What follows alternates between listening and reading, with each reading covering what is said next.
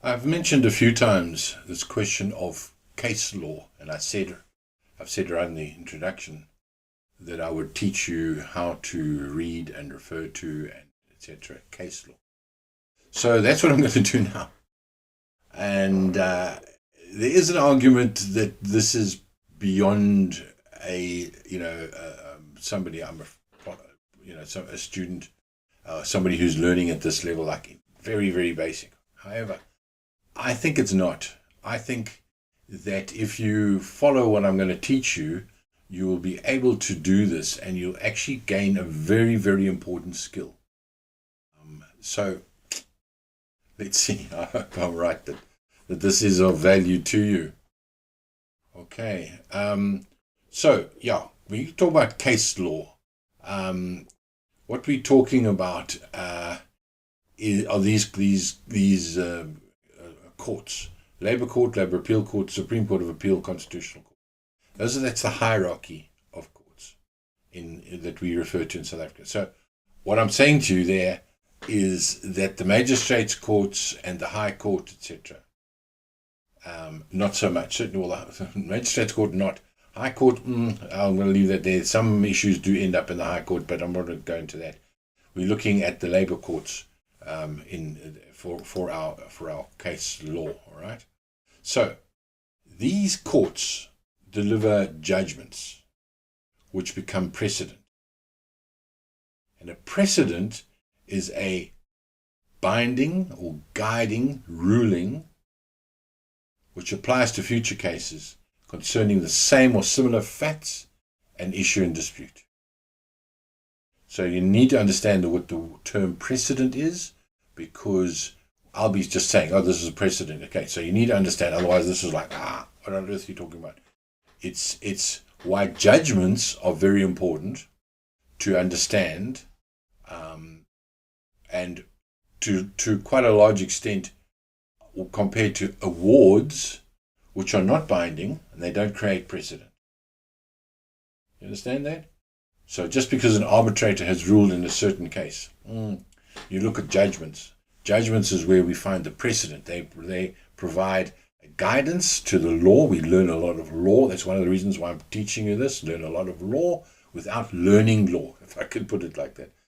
The idea is you look at a practical case and then you learn law, rather than going through, the 5 steps of which law can be terribly boring and like, what's the purpose? Okay. So I prefer to look at case law and say, let's learn from that. So that is the situation. So the CCMA and the bargaining councils deliver awards which are not precedent. Let's just get that clear right up front. Why do we search? Why am I teaching you to research case law?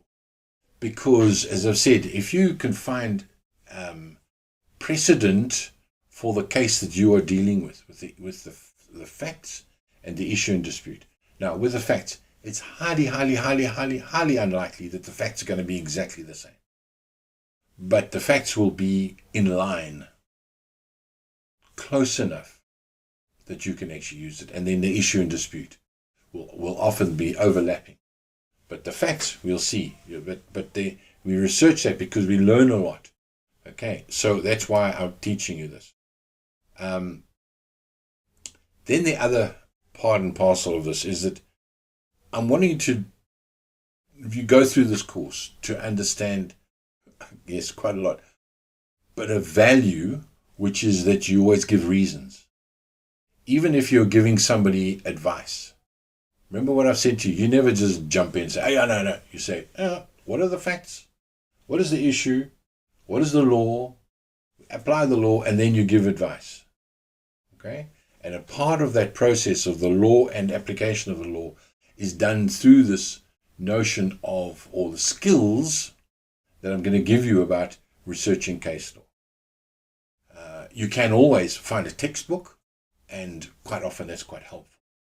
But if you're really going to learn something as a skill that you can take and potentially make money out of, because you can consult to people and assist people, etc., then this is what you need to know. I think, in my experience, there's nothing that replaces.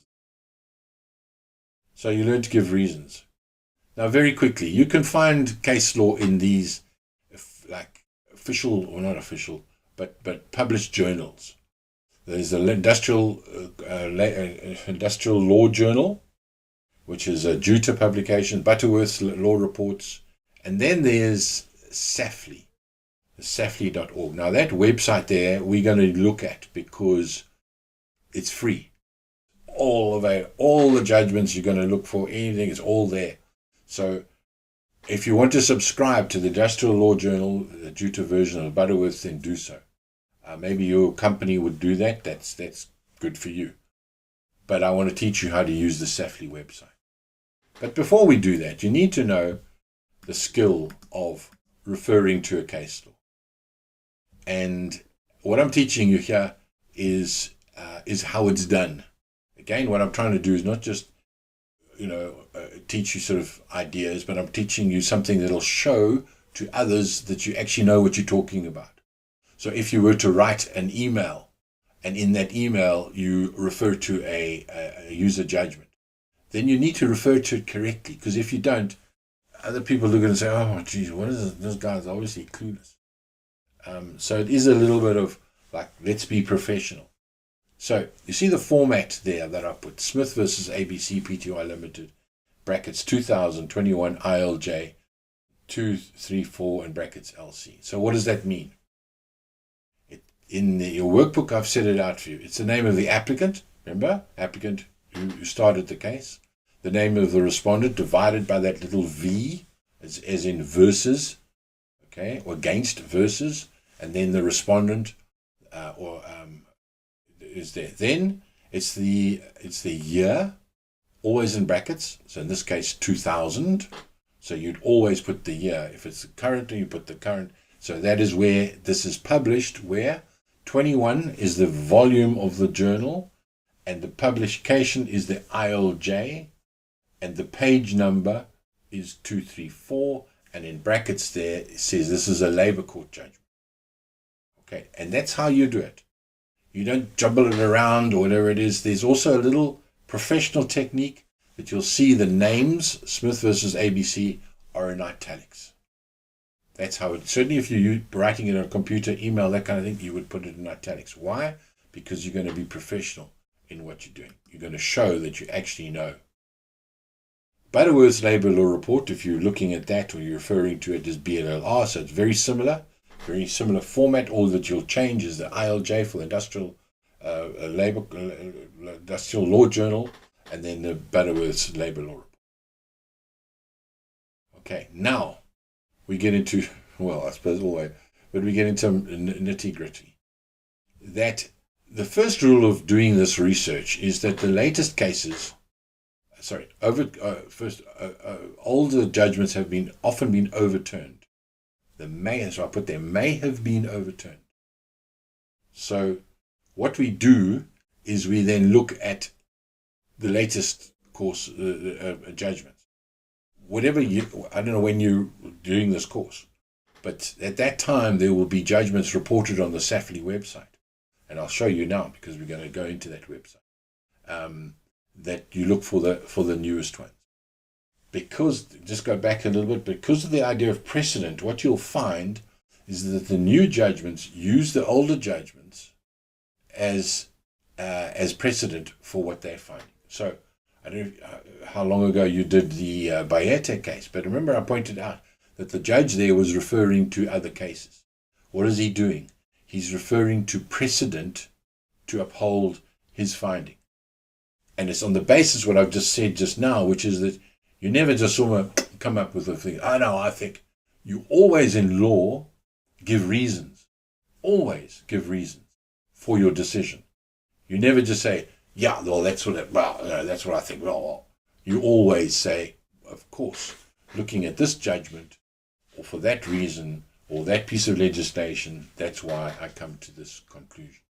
So it's very important that we're therefore able to research case law. It helps us to think, it helps us to understand and learn law at the same time, without kind of learning law is what I'm getting at. Okay, so the higher court override. So what do I say that? The because I've said the hierarchy, Constitutional Court. Constitutional Court, in other words, may well override Supreme Court of Appeal, Labour Court, etc. You have a bit of fun, actually, because quite often what happens is you have a Labour Court judgment, it goes to the Labour Appeal Court, the Labour Appeal Court says, no, the Labour Court was wrong, and then it goes to the Supreme Court of Appeal, and the Supreme Court of Appeal says, no, the Labour Appeal Court was wrong, and then it goes to the Constitutional Court, and then it says, you're all wrong, or something like that. Okay? So you need to understand that this is how it goes, and that's law. Yeah. So let's do exercise 15. So here we're going to learn how to find research case law for relevant case law and apply the skill of skim reading. Okay, and I see in my discussion here I've actually given you the answer to this one. Name the two cases. Find that judgment, or maybe I should do that with you to make sure that I get this point across. Okay. So here we have the Bayeta case, and I said, what are the two cases referred to by the judge? Let's go skim through. We have read this a few times, so we'll see very quickly. And you would, okay, just the other point, when you say, look, you wouldn't find that in the introduction. What you would find is in the law, where the judge is actually talking about the law, explaining the law, and that's what we find. Paragraph 4, remember, that's where the law is. And here, public, that's what I'm talking about. The Public Service Association case. And then you see how the judge has set it out. As I've explained to you, how do you cite? Note that it's in italics. And then the second case is Swanepoel. Yeah, and you see the same thing. He's cited the ILJ there and the Butterworth's law reports there. So that is the typical kind of approach that judges use. And then I'm also putting this to you so that when you read this, you don't go like, oh, well, what's he talking about? The judge is referring to precedent in order to justify his decision. And so the second question in this exercise is, what is the reason why the judge referred to this case? What's the reason? Because he must justify, he must explain his reason. Not just saying, you notice he doesn't just say, this is a useless case. He's saying, this is why. There's precedent here.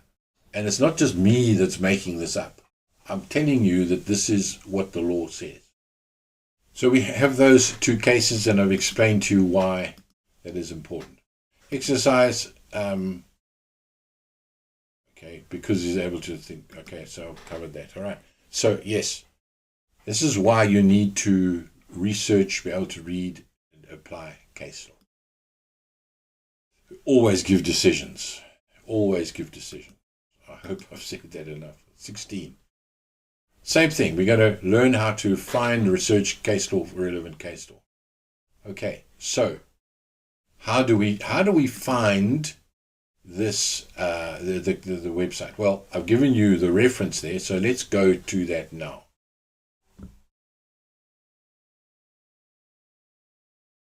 So we've gone on to the South African Legal Information Institute website. This is the home page. And I want to show you how to find the judgments. Remember I said what we're looking at is Labour Court, Labour Appeal Court, etc. So on the right-hand side here, you can see South African courts. Now, as I've said to you, some of these are High Court, etc., etc. What we're looking for is the Labour courts. So let's have a look at South African Court. Okay, there's the Constitutional Court, Supreme Court of Appeal, etc., etc.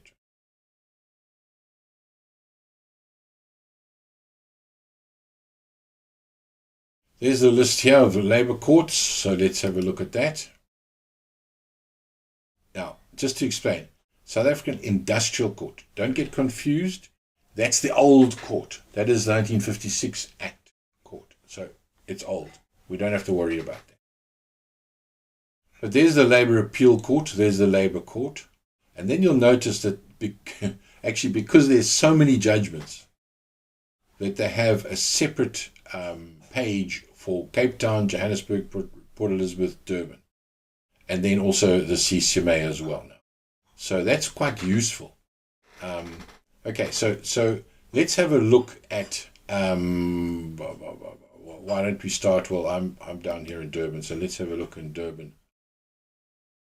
Just like any other, you press on that and you see. Okay, so this is how they set it up.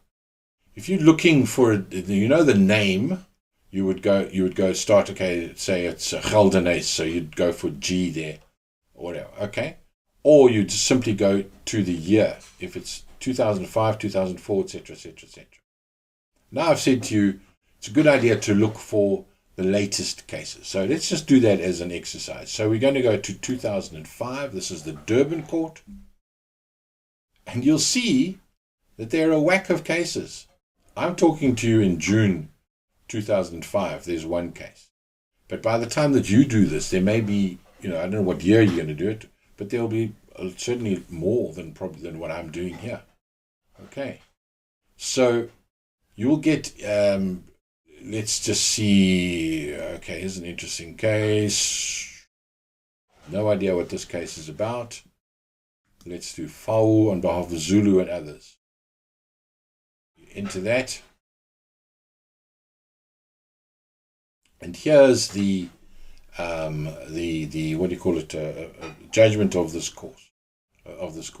Oh, there's my friend Hilde Grobler. She was the CCMA CCMA commissioner in this case.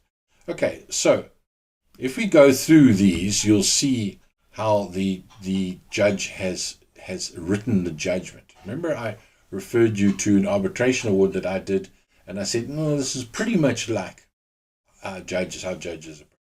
Well, it's similar, isn't it? There's an introduction, and again, skimming this like I'm doing here. I'm not reading it. There's the background to the dispute. There's the analysis. And it goes through and explains analysis. So that'll be the analyzing of the dispute in terms of this particular case. Costs and order. So the order is, if you like, the conclusion, and that's how this particular judgment is written.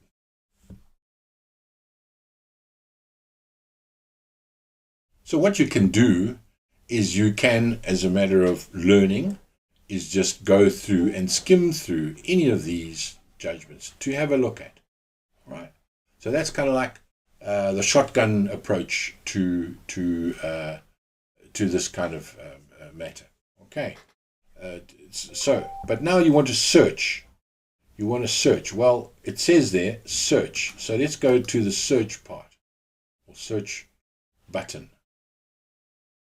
And this is how you search. This is how you would find what you're looking for. Let's look for insubordination. You type in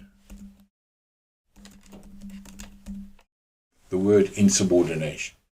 Sometimes if you use a phrase, I'll use a phrase later, but let's look at insubordination. Now you're going to say, what are you going to find? You want to find this phrase. You see there? Because you can find legislation, the judge, a whole lot of things. And then you're going to look at the database. Now the database means the court that you're talking about. So what we look at is the labor court. Remember? There's the labor appeal court, etc., etc. Now this little thing down there says that if you want to select a number of courts, you would, I'm using an Apple, so I would hold down the command key and labor court, Cape Town, Johannesburg, Port Elizabeth. Okay, let's leave Durban out for the moment. Okay. So now what you've said is I'm looking for cases, this is judgments about insubordination, and to see if there's anything in these courts that maybe can help. Now we go to search. Wow. Okay, a whole whack of judgments. Now what I've said to you is, in order to do this, what you would do is you would look for the hierarchy of courts. Because if there's a constitutional court judgment, boom, that's what you need to look for, because that'll be the highest court in the land, and then for binding on everybody.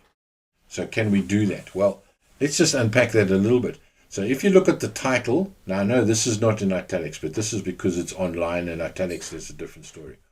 So you'll see there ZA. I don't know if this shows. I need to be able to. I'll highlight it later. ZALAC. So the ZA is South Africa. It's like internet thing. COZA, because that is ZA is South Africa. Then LAC. What is that telling you? Labour Appeal Court. Then it's also you'll find it in Butterworth's labour law reports, and you'll find it in the ILJ. You see that there? And it's obviously all LAC. So that's a Labour Appeal Court judgment that is dealing with this. Then Go Grump, etc. Let's have a look at the so each of these Labour Appeal Court. That's the court in Johannesburg, Labour Court in Johannesburg, and you'll see this is 2000. 65%. So it helps you to say, well, there's a 100% case. You see there, 100%. So what this system is showing you, that if you want to look, then this is 100% in line with the idea of what you're looking for in subordination. So if you had to go through all of these, you would probably find the ones that, the highest court number one and the latest one as well. So, for example, when I compare that, for example, here's another Labour Appeal Court, but it's November 2016, so that's quite old. And it even tells you 34%. All right. So let's go to the one that says 100%. We're searching for a case that deals with insubordination. It's going to help us in our preparation and otherwise, and maybe learn about insubordination. In the summary, and they do this little, because you've highlighted the word, you've researched the word insubordination, it comes up with these little tags, if you like. Okay, so remember, this is a Labour Appeal Court judgment. And there they're talking about the situation. And maybe I should just unpack this as well. All right, so paragraph 1, remember what we've done in the other exercise. Paragraph 1, look at it, it's an introduction. Paragraph 2 starts the facts. Boom. Goes through all of the facts here. All of this. And yes, there's a lot to learn, but you're not going to read, unless you're interested in that particular story. Okay? And then, my goodness, what do they say? Application. And I know they're doing the test on review, but they're applying the law to the facts that they've covered. Did you notice the difference? Now they're explaining insubordination, the law. So, if you wanted to find out, right, what is the law on insubordination? Well, the first place I suggest is you have a look at my website. But, having given you this skill, you will do SAFLI research, and you'll find this judgment. And it's hugely helpful to know, well, this is what the Labour Appeal Court says about insubordination. Now, I'm not going to go into the detail of the law that they've dealt with here, because there's a way to do. But I'm trying to show you the principle of researching, finding what you're looking for, and then using that in your research. So, I mean, you could play around with that and learn for hours and hours. But to summarize, the key learning points, there's this hierarchy that you need to understand that we've covered. There's precedent that I've explained. Awards do not make precedent. Cases are referred to in order to find out how legislation has been applied and to understand why a judge or arbitrator comes to a particular conclusion on an issue. So we use this to justify your conclusion. In other words, if you're an arbitrator, you need to be able to absolutely do this. And then use this as a real tool. In making decisions, your opinion is irrelevant. What is relevant is the way you've come to that decision. That's it.